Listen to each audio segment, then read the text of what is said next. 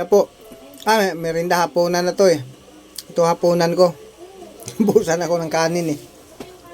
Yan o. Ito merinda ko. Hapunan pala. Magkakape na lang ato ko at saka yung kalamay galing Quezon. Na anong December pa. 4 months lang.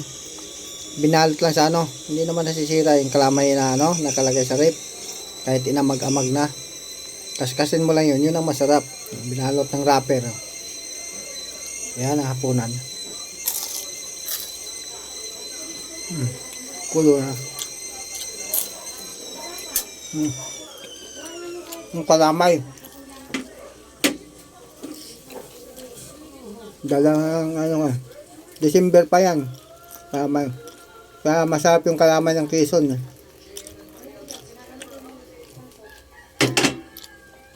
Yun naman yung totally talaga yung nama yun. Nasarap yan. Hindi naman makakain doon sa Quezon. Kaya kinala ko. Para hindi dumikit sa wala pag lagyan ng yan o. Yan o. Lagyan ng wrapper. Hap. Kaya yung mga taga-Quezon, Batangas, yung mga kalamay, huwag yung itapon. Mga 1 buwan, 2 buwan, hiwain mo ulit, lagyan ng wrapper. Tapos pa ito. Hindi sa didikit sa kuwali. Sarap pa.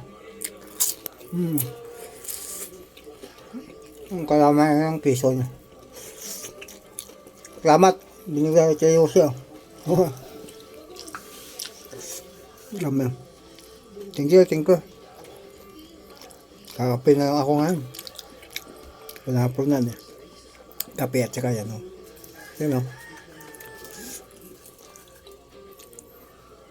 Yan.